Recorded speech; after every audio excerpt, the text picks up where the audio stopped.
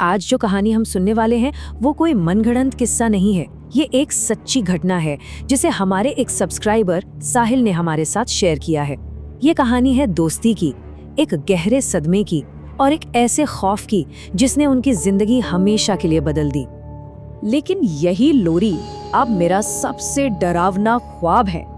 सोचिए, एक लोरी जो हमें बचपन में सुलाने के लिए गाई जाती थी, किसी के लिए सबसे बड़े डर की वजह बन जाए। साहिल की कहानी कुछ ऐसी ही है। चलिए शुरू से शुरू करते हैं और जानते हैं कि आखिर उस रात हुआ क्या था। तो बात शुरू होती है एक ट्रिप से, एक ऐसा सफर जो एक बहुत अच्छे मकसद के लिए शुरू किया गया था। 4 दोस्त मनाली के लिए निकले थे, पर उनका मकसद सिर्फ घूमना फिरना नहीं था, बल्कि अपने एक दोस्त के टूटे हुए दिल पर मरहम लगाना था। तो इस ग्रुप में 4 दोस्त थे। एक तो साहिल, जो हमें ये कहानी बता रहे हैं, और उनके 3 जिगरी दोस्त, चिराग, अरुण और समय। मतलब पक्की दोस्ती थी इनकी, हर सुख दुख के साथ ही। तो जैसा मैंने कहा कि वो एक खास मकसद से जा रहे थे। वजह थी समय। समय जो पहले ग्रुप की जान हुआ करता था, एकदम चुप हो गया था। असल में कुछ ही समय पहले एक एक्सीडेंट में उसके छोटे भाई की मौत हो गई थी। बस इसी सदमे से उसे बाहर निकालने के लिए दोस्तों ने ये मनाली का प्लान बनाया था। उन्हें लगा कि शायद पहाड़ों की ठंडी हवा उसके जख्मों को कुछ आराम देगी। और ट्रिप की शुरुआत बिल्कुल वैसी ही हुई जैसा उन्होंने सोचा था। सब कुछ ठीक चल रहा था, पर फिर उन्होंने एक फैसला किया, रोहतांग पास जाने का।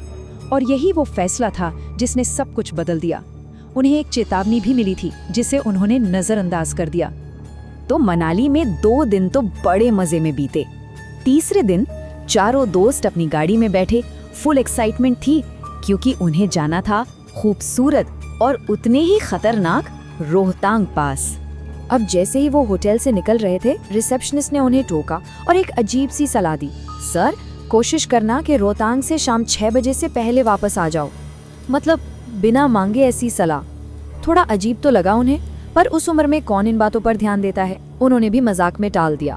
जब उन्होंने मजाक में पूछा कि क्यों भाई, 6 बजे के बाद क्या होता है, तो रिसेप्शनिस्ट का जवाब सुनकर उनकी हंसी गायब हो गई। उसने बताया कि रोहतांग का मतलब ही होता है लाशों का ढेर। और फिर उसने धीमी आवाज में एक लोकल कहानी भी सुनाई, किसी भटकती हुई आत्मा की जो राहगीरों को धोखा देती है। ये सुनते ही वो फिर से हंस पड़े। उन्हें लगा ये सब टूरिस्टों को डराने वाले फालतू के किस्से हैं। तो उन्होंने इस बात को वहीं भुला दिया और अपनी गाड़ी आगे बढ़ा दी। उन्हें अंदाजा भी नहीं था कि वो मजाक मजाक में किस मुसीबत की तरफ बढ़ रहे हैं। रोहतांग पास पहुंचना तो ठीक था, पर असल खेल शुरू हुआ वापसी में। वहीं से चीजें बिगड़नी शुरू हुई, और ऐसी बिगड़ी कि वो एक ऐसे जाल में फंस गए जहां से निकलना नामुमकिन लग रहा था। लौटते लौटते रात के 9:15 बज चुके थे, और अचानक चारों तरफ इतना घना कोहरा छा गया कि कुछ दिखना ही बंद हो गया। मतलब सड़क पर गाड़ी चलाना मौत को दावत देने जैसा था। जरा सी चूक और गाड़ी सीधी खाई में। और इसी घने कोहरे के बीच साहिल की नजर एक मील के पत्थर पर पड़ी। उस पर लिखा था मनाली 28 किलोमीटर। पर उस पत्थर पर कोई बैठा था, एक बूढ़ा आदमी। इस खून जमा देने वाली ठंड में सिर्फ एक धोती पहने हुए। ये बहुत अजीब था। यहाँ से असली खौफ शुरू होता है। करीब 20 मिनट गाड़ी चलाने के बाद उन्हें फिर से वही मील का पत्थर दिखा, मनाली 28 किलोमीटर्स। पर इस बार साहिल ने जब उस बूढ़े आदमी के बारे में बताया तो चिराग बोला, नहीं, वहाँ तो एक छोटी बच्ची खिलौने से खेल रही थी। और अरुण ने कहा, तुम दोनों पागल हो, वहाँ तो एक काला घोड़ा खड़ा था। सोचिए, एक ही जगह एक ही वक्त पर 3 लोगों को 3 अलग अलग चीजें दिख रही थी। अब डर ने उनकी गाड़ी में जगह बना ली थी। और फिर जो हुआ उसने उनके होश उड़ा दिए। अरुण ने कांपती हुई आवाज में कहा, खिड़की से बाहर मत देखना। पर इंसान की फितरत है, वो खुद को रोक नहीं पाए। और बाहर जो नजारा था, एक करीब 15 साल का लड़का जिसके कपड़े मिट्टी से सने थे, चेहरे पर चोट के निशान थे, वो उनकी 40 की स्पीड से चलती गाड़ी के साथ साथ दौड़ रहा था, बड़ी आसानी से। गाड़ी के अंदर सन्नाटा छा गया, सब दहशत में थे। उन्होंने गाड़ी की स्पीड बढ़ाई और जैसे वो आगे निकले, साहिल ने हिम्मत करके रियर व्यू मिरर में देखा। वो लड़का अब रुक गया था और उनकी तरफ हाथ हिला रहा था। लेकिन सबसे डरावनी बात ये थी कि गाड़ी में बैठा समय मुस्कुराकर उसे जवाब में हाथ हिला रहा था। अब जैसे तैसे कांपते घबराते वो अपने होटल पहुंचे।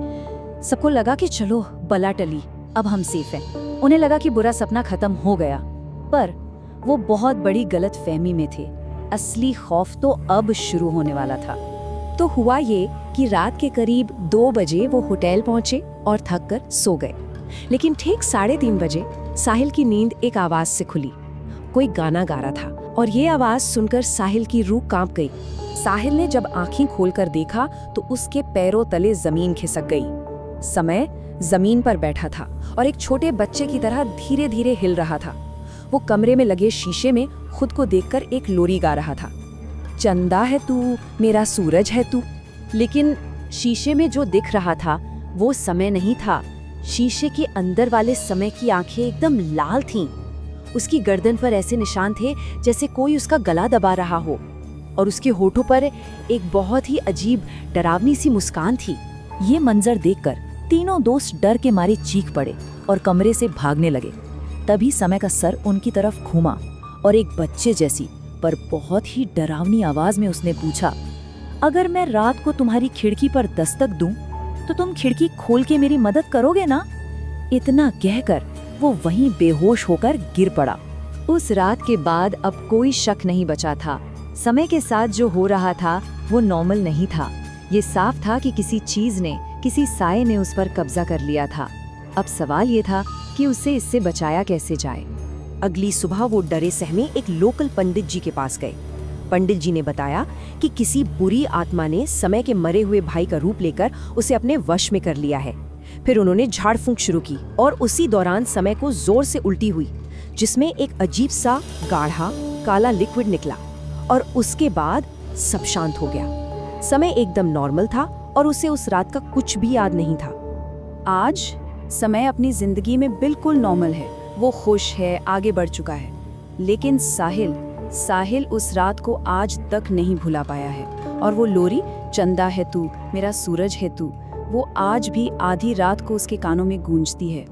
और यहीं पर ये कहानी एक बहुत ही परेशान करने वाला सवाल छोड़ जाती है। क्या वो आत्मा जिसने समय पर कब्जा किया था सच में चली गई, या फिर वो बस सही मौके का इंतजार कर रही है? ये एक ऐसा सवाल है जो शायद आपको भी आज रात सोने न दे।